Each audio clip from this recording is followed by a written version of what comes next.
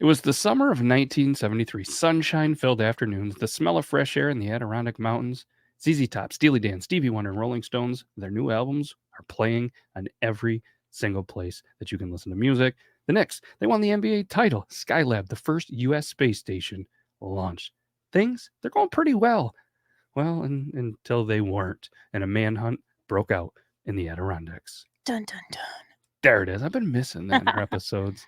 The dun dun dun you heard is Meg, as always, and myself, me, Matt. Super excited for this one. The timing of it is a little bit, what's the word I'm looking for? Unfortunate, potentially, because at the time of the recording, there is an Amber Alert in the state of New York, which is just a terrible, terrible, sad thing. So if anybody has any details on that, if you're in the state of New York, obviously you got the alert on your phone. They said that any of the tips will help. So if you think you've seen something, please reach out. And shout out Deluxe Edition Network. We're on there. A couple of new podcasts of the month, The Graveyard Club and Terror Tuesday, which is pretty cool because it's October and Halloween, Meg. Mm-hmm. This one's interesting, and you haven't read anything yet. I have not. So I'm interested to see kind of how your reaction is blind. And there is one really, at least, hard name that I've been trying to figure out, and I just forgot about it. So we're gonna get through that. But either way, this is the Yore Town Podcast, and I feel like we should do the intro. What do you think? Let's do it. All right, tell me when. 1, 2, 3, go.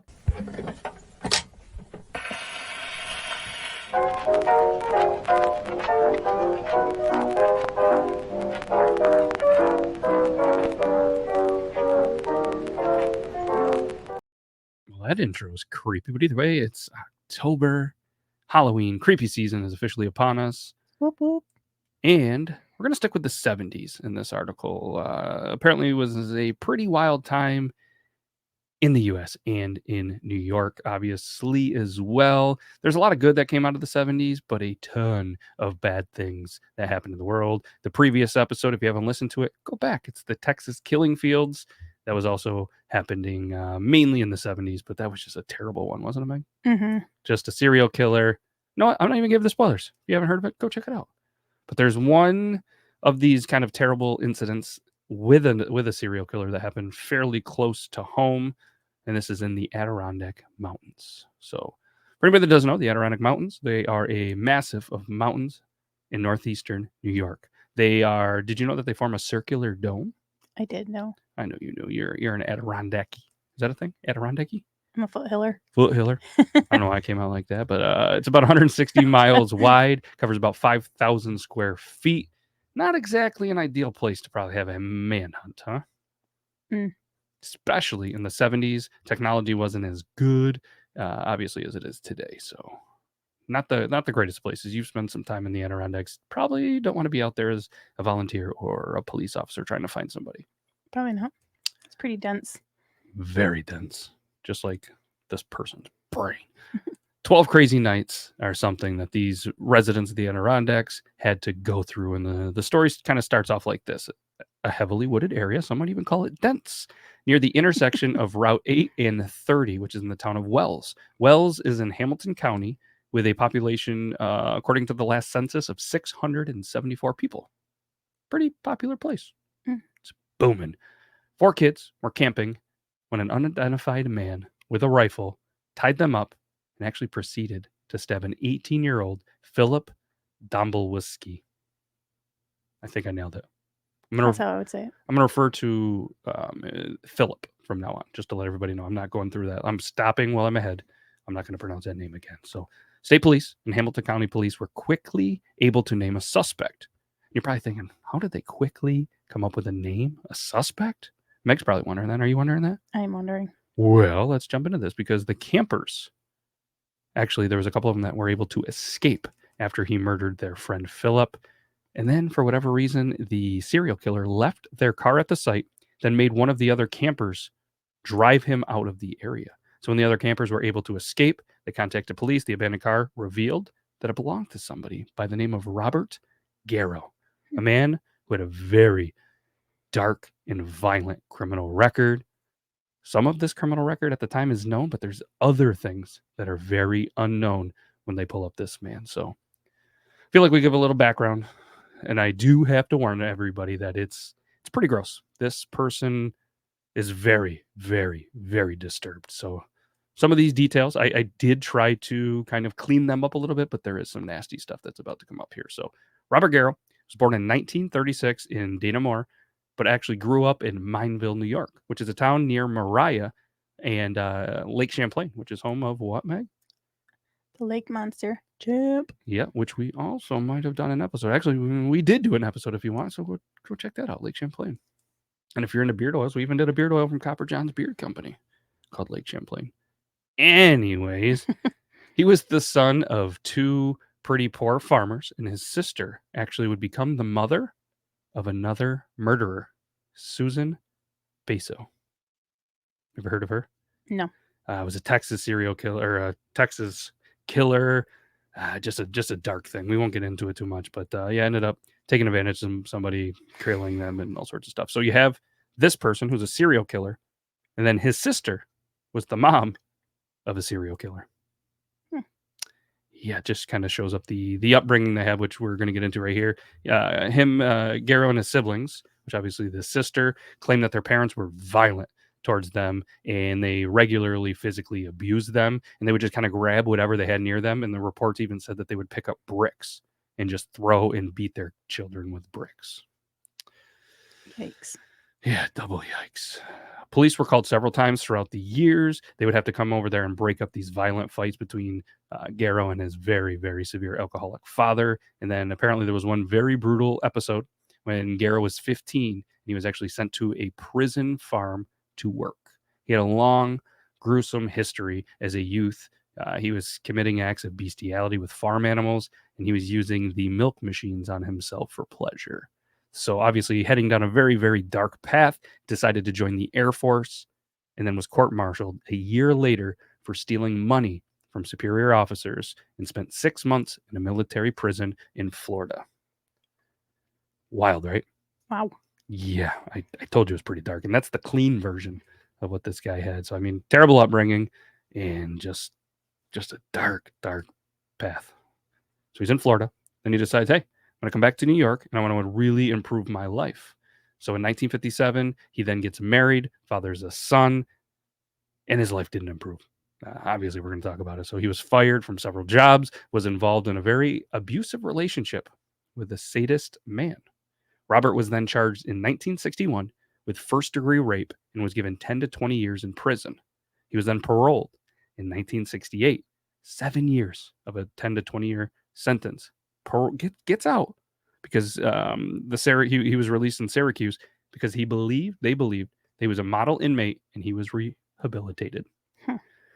Obviously, not the case, but we do seem to kind of have a not a running theme, but there's been a lot of cases that these people back in the 60s, 70s, even later, that they were just like, you know what, I think they're good.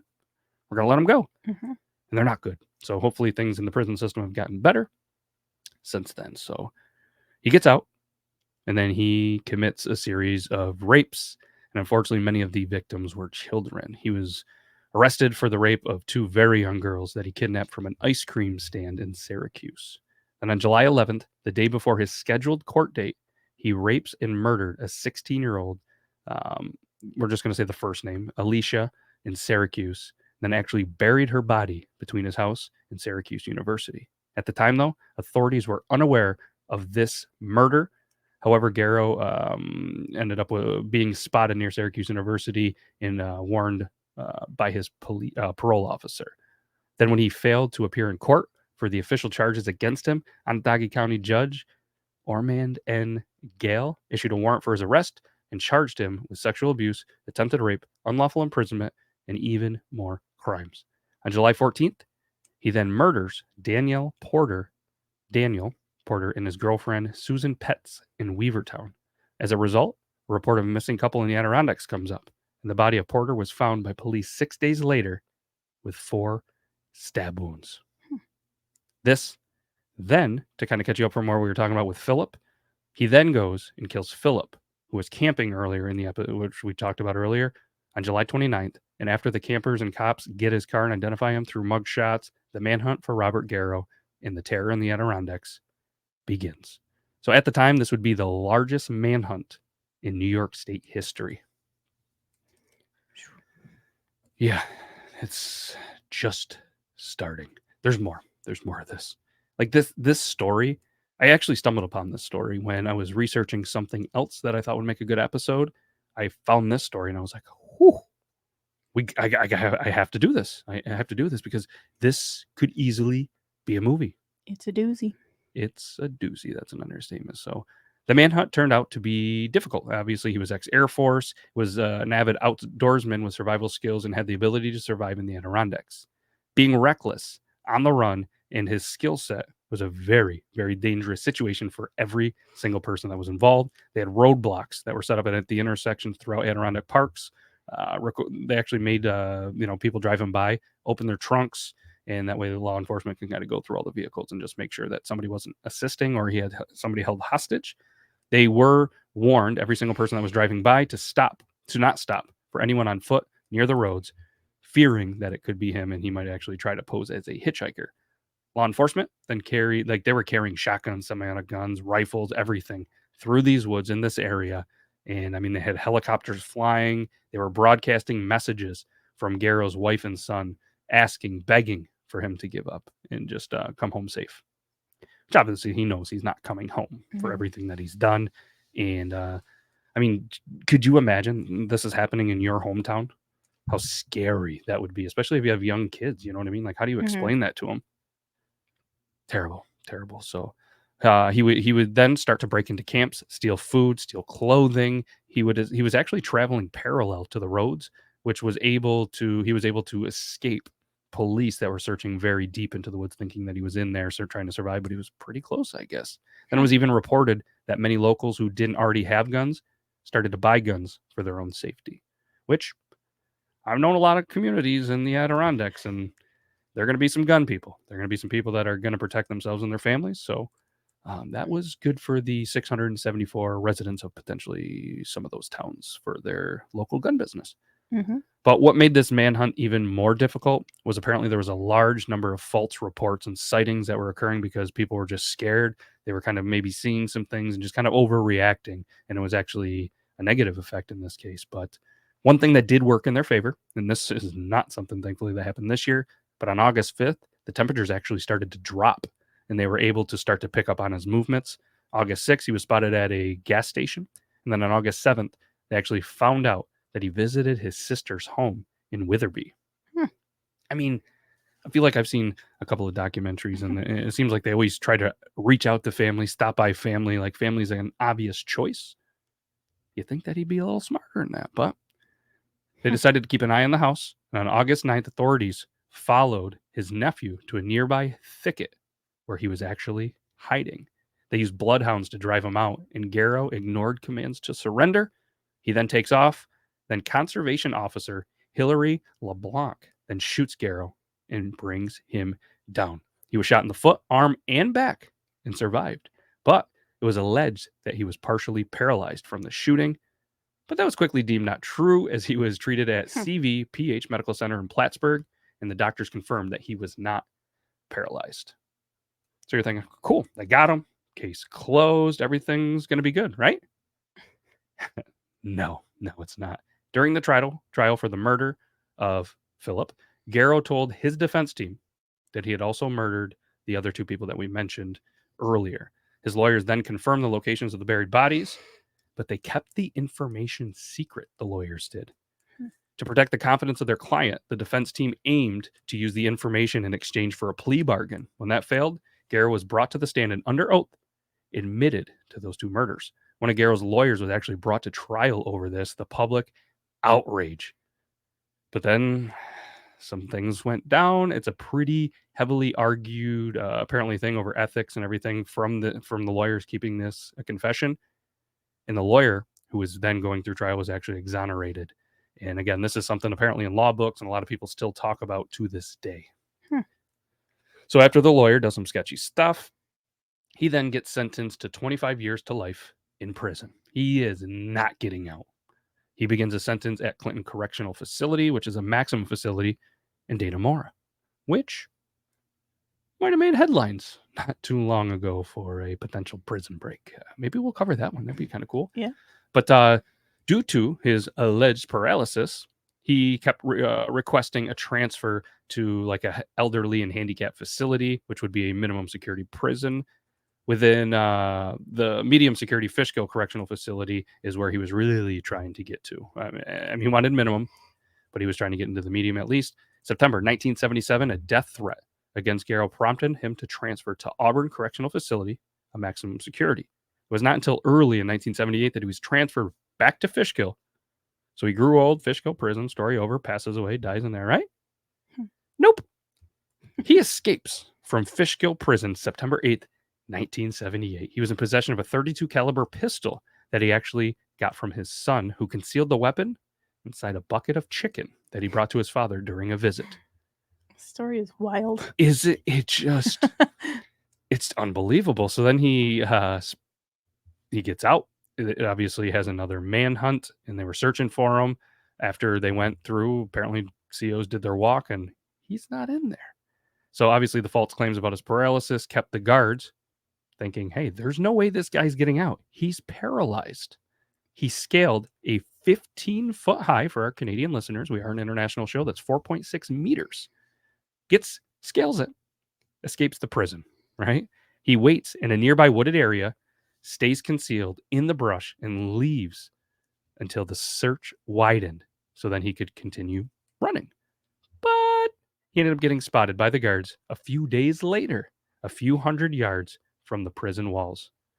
Garrow shot at his pursuers and actually wounded a correction officer, Dominic Arena, in the leg. But then he was shot 3 times and killed by correction officer Frank Lago. Lago? Lago? Shout out Frank. But now he's done.